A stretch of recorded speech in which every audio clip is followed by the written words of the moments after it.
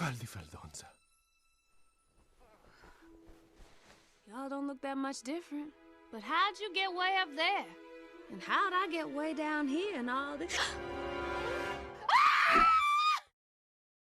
This is Thalia and the Gitrog Monster, a landfall creature tokens deck that takes advantage of playing as many lands as possible, sacrificing those lands into the graveyard, and then replaying those lands from the graveyard or back from hand to get incremental landfall value to just outpace your opponents with the tons of extra land ramp and creature swarms.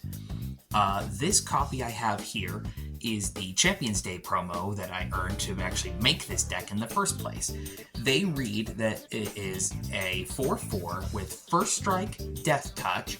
You may play an additional land on each of your turns. Non-basic lands and creatures your opponents control enter the battlefield tapped, and whenever they attack, sacrifice a creature or land. When you do, draw a card. We are going to be taking advantage mostly on the playing an additional land and drawing cards for sacrificing creatures or lands in this landfall style deck. Their own ability allows us to play additional lands from our hand, but we can also expedite this land ramp by just doing your assorted good stuff land ramp packages. Things like Nature's Lore, Cultivate, 3 Visits, all of these styles of cards that allow you to go and get either basic lands or specific subtypes of lands and put them right down and onto the battlefield. Land ramp is significantly better than all other forms of ramp, either from mana dorks or mana rocks, as those are more likely to be targeted by random board wipes or spot removal. We are, though, just for the sake of having a little bit of extra, we do have Soul Ring and Arcane Signet. What are we going to be using all these landfall for? The biggest that's going to be a part of this deck is landfall token generation.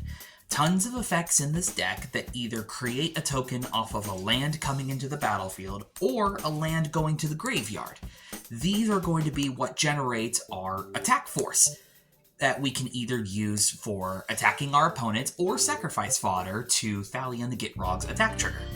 All of this mana can also be filtered into large spells, things with X cost, large creatures, and general purpose big spells and abilities that want to have lots of mana filtered into it. This is where all the land acceleration can also be put into after the landfall is done triggering.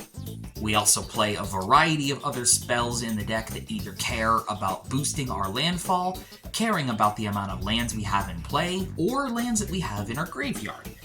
Lotus Cobra gives us extra mana, Horn of Greed gives us extra cards, Ameria Shepherd gives us recursion, and Ancient Green Warden allows us double landfall triggers. Since Thalia and the Gitrog do have the tendency to put lands into the graveyard, we are doing some graveyard recursion of some of those lands or card effects that care about having lands in the graveyard. Knight of the Reliquary and Braids specifically are some of the other ways that lands can end up into the graveyard. So we're going to be running these play from graveyard style, very similar to Crucible of Worlds, that they can recur our lands from the graveyard to the battlefield. If these are paired with the commander themselves and these other styles of effects that allow us extra land drops, you could be doing things like basic lands or fetchable lands from the graveyard multiple times in a turn. Our last couple of land benefit cards is a Blackblade Reforged, since we're going to be having big mana anyways. Fall of the Thran as a one of board wipe land destruction that we have the capability of getting more lands back out of our graveyard than our opponents. And Elishnorn, Mother of Machines, as another means of doubling up our landfall triggers while helping to bring the game to a halt to progress our own board. All of this is then supported by general purpose Obzon colored good commander pieces, spot removals items, and including an Obzon Charm that has some flexibility to either be removal or +1/+1 counters or card draw. Some other specifics as far as removals like Nature's Claim and Aura Shards. Aura Shards especially useful because we're doing tokens, so this can clear a board of nasty artifacts and enchantments in an instant. Special shout out to Berserk, which can act as a 2-for-1 or sometimes even a 3-for-1. If you have a big creature on an opponent's side of the board going at another one of your opponents, you can double up that person's power and then deal with a nasty creature on the side of the battlefield all at one go. We have to run our own protection as well, obviously, so some of the general purpose good stuff, including these specific creatures that can give our commander hexproof or indestructible, those are super good. We do need a little extra recursion as well, so Eternal Witness is here. A few extra card draw pieces with Hostile Negotiations and Stronghold Arena, which is a very fun one with tokens, by the way. The trigger for it goes off is whenever one or more creatures deal combat damage to a player. If you're in a multiplayer game and you get at least one little guy to hit each of your opponents, that's a potential 3 triggers that this can give you extra cards for. Vidalcan Orrery for some flash, since we're not really in the correct colors for flash, and just a few board wipes to help keep the board clear in a pinch. Like most landfall strategies, a larger portion of the deck than normal is lands. We are running a total of 40, which is a bit higher than your average commander deck, but we are okay with drawing extra lands, as generally speaking, at any point of the game, a land can act as some valuable resource to something on our board. This includes a variety of assorted fetch lands that can target a variety of either basic lands or some thematic type of duels that have the dual typing on their type lines.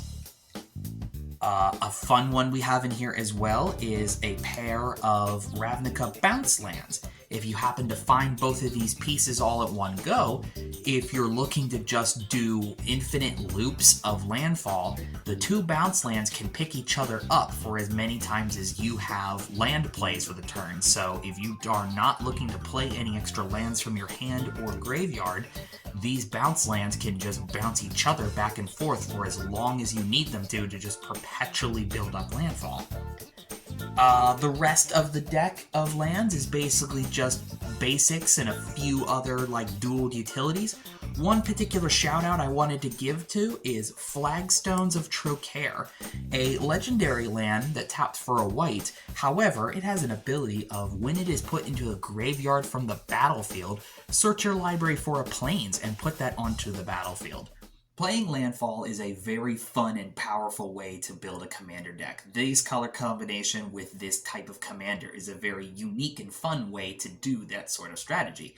Taking advantage of having extra lands come into play, using those extra lands or tokens for card advantage, and then recurring from the graveyard is just a very strong engine that all works together in a very synergistic and powerful way. Thank you very much for checking out this super quick deck tech. The full deck list is in the description below, along with a link to our Discord channel where you can browse around at this deck plus many others that are available from our community in our brewery channel. Thank you very much for watching, and I hope to see you again next time for the super quick deck techs.